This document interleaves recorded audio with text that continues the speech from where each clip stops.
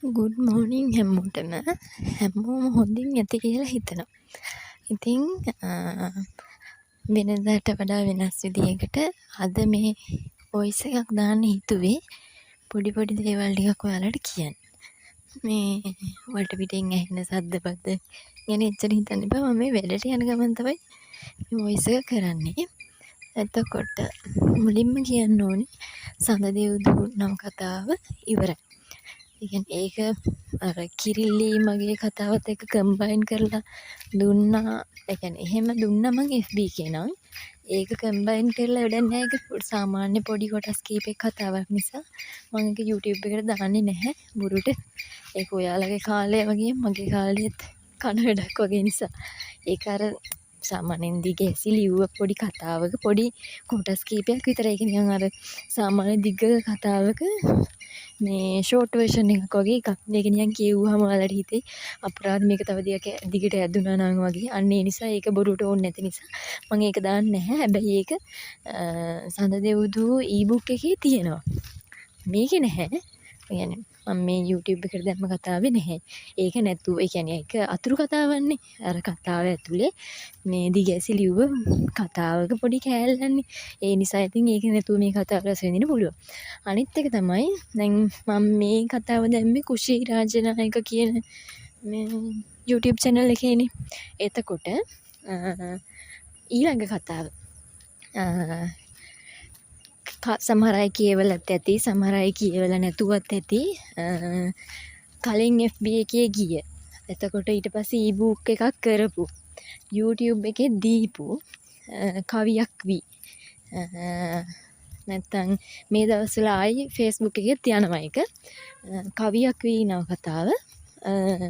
මගේ අනිත් YouTube channel එකේ. ඒ කියන්නේ novel by kushi YouTube channel එකේ මම ඒකේ link එක මේ වීඩියෝ එක ළඟින්ම දාන්නම්. එතකොට ඔයාලට හොයාගන්න ලේසි. අන්න ඒ channel එකේ ඒ කතාව යනවා. ඒ කියන්නේ කියවපු නැති අය ඉන්න පුළුවන් නිසා තමයි මම ඒක YouTube channel එකට දාන්නේ.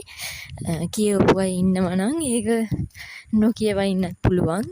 ආයි කියවන්න කැමති කෙනෙක් ඉන්නවනම් ආයි කියවන්නත් පුළුවන්. ඒ කියන්නේ කවියක් වී තමයි මගේ මම ලියපු නවකතාවලින් හුඟක් අය හුඟක්ම ආස කරපු يعني ඒකට තියෙන ඉල්ලුම තවටත් අඩු නැහැ. ඒක ඊබුක් කරා, Facebook කීප සැරයක් දුන්නා, YouTube දුන්නා. ඒ තවත් ඉල්ලන්නේ ඒක.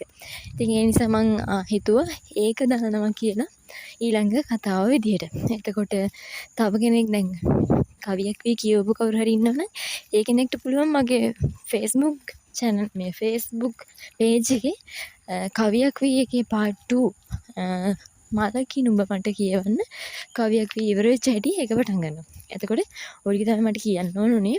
ඒ කියන්නේ අර සාමාන්‍යයෙන් ඕක ලියලා දානට වඩා මම කිව්වම හොඳයි කියලා හිතච්ච නිසා. එනකොට ඉංගෙන් කියන්නේදම තව එකක් අමතක වෙනවනේ. අනිත් එක තමයි දැන් ඔය මම අප්ලෝඩ් කරන වීඩියෝස් ඒවා වොයිස් කරලා නෙමෙයිනේ තියෙන්නේ. ඉතින් වොයිස් නොකර නිසා ඔයාලට බය නැතුව ඒවා ස්පීඩ් එක අඩු කරලා හරි වැඩි කරලා හරි බලන්න පුළුවන්. මම ඔය සාමාන්‍යයෙන් මම කතාවක් කියවන ස්පීඩ් එකෙන් තමයි ස්ක්‍රීන් එක රෙකෝඩ් කරලා තියෙන්නේ. ඔයාලට පුළුවන් ඒකේ වේගය අඩු කරගන්න වගේම මේ වැඩි කරගන්නත්. ඒක මම අමුතුවෙන් කියලා දෙන්න ඕනේ දෙයක් නෙමෙයි. මම කලින් සැරේ නම් මට මතක දෙන්න මම එක සැරයක් වීඩියෝ එකක් දැම්මා ස්පීඩ් එක අඩු වැඩි කරගන්න එක ගැන.